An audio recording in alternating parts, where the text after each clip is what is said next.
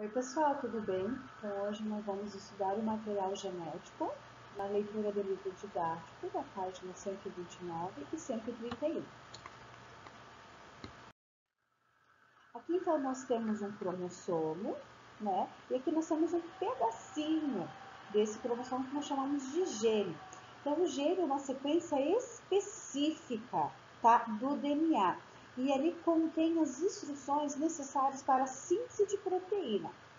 E esse pedacinho do DNA, esse gene, ele está com as proteínas estomas, né? Lembre-se que essas proteínas auxiliam o DNA a se condensar, né? Ele vai auxiliar esse DNA a se condensar, a ficar enrolado, mas para que não corra o risco desse DNA acabar se embolando, vamos dizer assim, de uma forma que depois ele não consiga se abrir, então essas proteínas têm esse papel fundamental que auxilia então o DNA a se enrolar, ou seja, a se condensar, que depois, posteriormente, esse DNA pode estar se abrindo para fazer a leitura então dessas proteínas.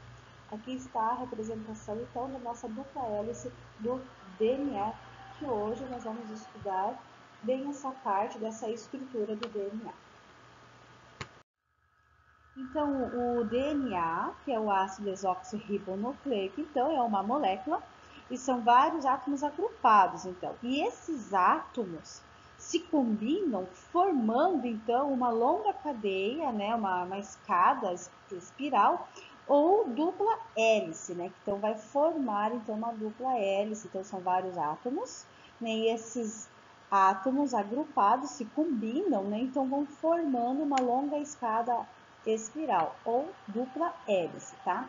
Então, do DNA nós temos as bases nitrogenadas. Essas bases nitrogenadas também são conhecidas como os nucleotídeos e são de 4 tipos: adenina com timina e guanina com citosina. Então, essas bases nitrogenadas ou nucleotídeos vão estar aqui no DNA e essa dupla hélice também é formada por cadeia de açúcar e fosfato para auxiliar, então, né, nessa dupla hélice aqui, na sustentação desse DNA. Nós também temos o RNA. O RNA, então, ou ácido ribonucleico, então ele vai auxiliar na produção de proteína. Lembra que nós estudamos lá no núcleo, no nucleotídeo, né? Nós tínhamos lá o DNA na cromatina, nós tínhamos um pedacinho daquela cromatina que é chamado de gene, e esse gene possui a informação de uma proteína. Como o DNA não sai do núcleo, quem vai fazer essa comunicação para a produção de proteína é o RNA, tá bom?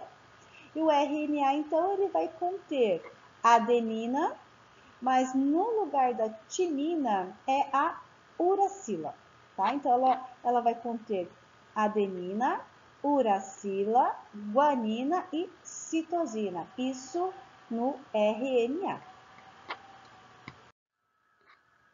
Aqui, então, nós temos a estrutura do DNA e do RNA, suas bases nitrogenadas. Lembre-se, então, que é a formação de moléculas, tá? Pessoal, então aqui, no DNA, então eles vão se encaixar, né? Citosina, guanina, adenina e timina. Então, como se fosse aqui, ó. Eu tenho, por exemplo, um esquema, né, dessa ligação aqui. Então, eles vão se encaixar. Sempre o C com G e o T com A. Isso, tá? Ó, isso é no DNA, tá? Então, eles vão se encaixar aqui, DNA. Quando for o RNA, o RNA sempre vai ser menor, porque ele vai pegar apenas um pedaço do DNA para fazer a fabricação dessa proteína, então sempre vai ser menor. E no lugar do T, eu vou ter o U, tá? Que é a uracila, então, ó. Então, sempre nesse lugar aqui do T, eu vou ter o U. Então, vamos voltar aqui no nosso slide, ó.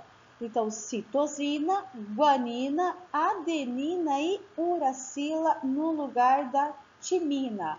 o DNA eu tenho citosina, guanina, adenina e timina. Isso são as bases nitrogenadas ou nucleotídeos do DNA. E essas aqui são as bases nitrogenadas ou nucleotídeos do RNA. Então, lembre-se que a função do RNA é ir lá no DNA, copiar um pedaço daquele gene e mandar para o ribossomos fabricar aquela proteína.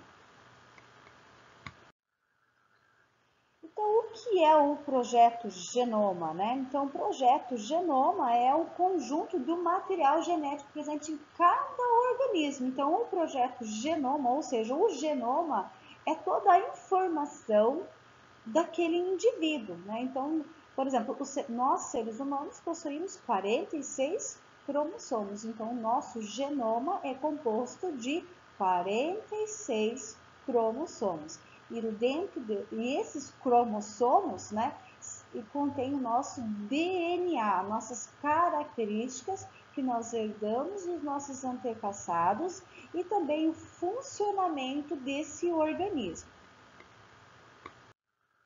Cromossomos, genes e DNA, né? Então, aula passada, então nós estudamos o que é os cromossomos. Então, os cromossomos são o DNA condensado, né? Agrupado ali ou enrolado, tá? Então, é o cromossomo. No cromossomo, nós possuímos, então, os genes. Então, o gene é um pedaço, é um trecho do meu DNA, como se fosse isso aqui, ó, tá? Então, é um pedaço do meu DNA, não é todo o meu DNA, apenas um pedaço, um trecho, onde que vai estar contido uma sequência de uma proteína. Como meu DNA não sai do núcleo, ele fica lá dentro do núcleo, eu preciso de um intermediário. Quem que vai fazer esse papel? Que para sair do núcleo, para ir lá no citoplasma, conversar com ribossomos para produzir a proteína. Quem vai fazer esse papel é o RNA, tá? Então, o RNA, ele vai fazer a leitura do DNA, lembre-se, né, que ele vai fazer a leitura do DNA, e o RNA, ele é menor, ó, se vocês for analisar de tamanho, ó, ele é menor do que o DNA, o pedacinho do DNA, ele é menor. Por isso que ele consegue sair do núcleo até o citoplasma e depois até o ribossomo. Lembre que o ribossomo é que vai fabricar a proteína, tá? Então, o RNA vai ler uma sequência do DNA, vai sair do núcleo, vai chegar no ribossomo e vai entregar essa sequência.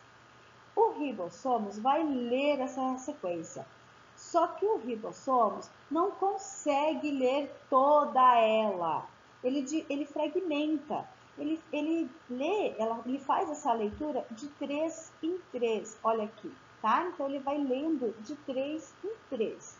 Então, ele lê esses 3, ele leu esses 3, formou um aminoácido. Aí ele leu de novo mais esses 3, ele formou outro aminoácido. E ele vai formando uma sequência de aminoácido. Quando ele termina de fazer toda essa sequência de aminoácido, ele produziu uma proteína. Então, ele fez uma proteína. Todas as nossas células possuem a mesma quantidade de DNA, né, de sequência genética. Como que a minha célula do epitelial, entende-se que ela é uma célula epitelial, que ela também produz certos tipos de proteínas, diferente da minha célula do fígado, diferente da minha célula do coração. Dentro dessas células, dentro desse cromossomos, nós temos genes ativos ou desativados. O genes ativo é aquele que está fabricando, está ativo dentro daquela célula. Por exemplo, a minha pele, meu tecido epitelial, ele entende que ele tem que produzir uma proteína chamada melanina, certo? Então, esse gene da melanina está ativo nessa célula. Diferente Por exemplo, uma célula do fígado não vai produzir melanina porque esse gene está desativado, não está funcionando. Ele contém aquele gene, só que ele não está funcionando naquela célula. Por isso que as células conseguem ter um bom funcionamento dentro do organismo. Por isso que cada célula entende qual é a sua função dentro do funcionamento desse ser vivo, justamente por causa desse gene, que nós temos os genes ativos ou desativados. Então, aqui nós temos a representação dessa nossa dupla hélice. Então, lembre-se, o DNA, né? Então, ele é um conjunto de moléculas formado por átomos, né? Então, é um conjunto de moléculas, eles vão se agrupar, vai formar os nucleotídeos.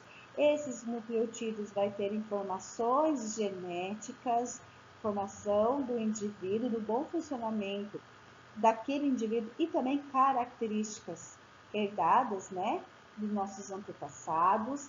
Há uma formação de proteína, essa formação de proteínas, junto com outros componentes, claro, né, vão se formar células vivas.